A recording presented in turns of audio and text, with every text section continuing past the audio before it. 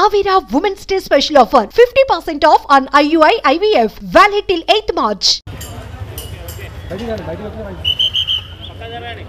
4 సంవత్సరాల కాలంలో అంతకు ముందు 4 సంవత్సరాల క్రితం ఎన్నిక కాబట్టి మన వైస్ చైర్మన్ గారు మహమ్మద్ ఫరీద్ గారు ఎన్నిక కాబట్టారు.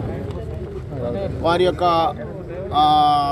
పని విధానం అంటే కౌన్సిలర్ల పట్ల ఉండే విధానం కావచ్చు, వార్డుల అభివృద్ధి కావచ్చు, పట్టణ అభివృద్ధిలో కావచ్చు, వారి యొక్క పని విధానానికి బాగలేదని చెప్పేసి వారు కౌన్సిలర్లందరినీ కోఆర్డినేషన్ చేసుకునే దాంట్లో లోపం ఉందని చెప్పేసి కౌన్సిలర్లను మొత్తం వాళ్ళ యొక్క అభివృద్ధి కోసం ఎలాంటి ఒక పనులు చేయలేదనే ఉద్దేశంతో 29 మంది కౌన్సిలర్స్ అవిశ్వాస తీర్మానానికి నోటీస్ ఇవ్వడం జరిగింది. అది ఇచ్చిన తర్వాత ఈరోజు కలెక్టర్ గారు ఈరోజు డేట్ పెట్టి ఈరోజు అవిశ్వాస తీర్మానం ఎన్నికను నిర్వహించడం జరిగింది. ఆ ప్రక్రియలో మొత్తం 30 మంది కౌన్సిలర్స్ అవిశ్వాస తీర్మానానికి అనుకూలంగా ఓటేశారు.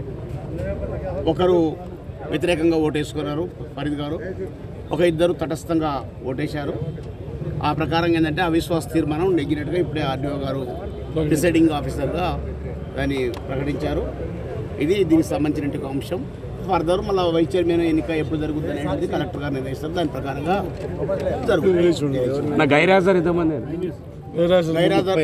గైరాజర్ వచ్చేసి ఇద్దరు గైరాజర్, బాలు ఇద్దరు గైరాజర్. అది ఇంకా ఫర్దర్ మనం ఏం చేసేది కాదు. ఎన్నికలు మళ్ళీ ఎప్పుడైతే కలెక్టర్ గారు మళ్ళీ ఎప్పుడైతే వైస్ చైర్మన్ ఎన్నికలకు సంబంధించిన నోటిఫికేషన్ ఇస్తారు, ఫర్దర్ ఎవరైనా వేసింది అప్పుడు నిర్ణయించడం.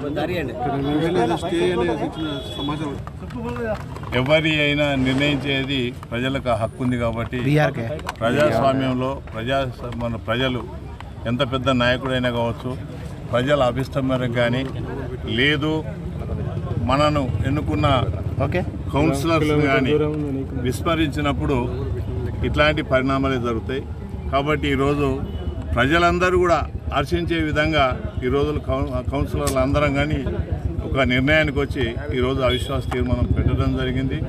సంతకాలు పెట్టిన వాళ్ళు దానికన్నా ఎక్కువ మంది పాల్గొని అవిశ్వాస తీర్మానం నెగ్గే విధంగా సహకరించారు. కాబట్టి మహిబాద్ పట్టణ ప్రజలకు మరియు కౌన్సిలర్లందరికీ కూడా కృతజ్ఞతలు.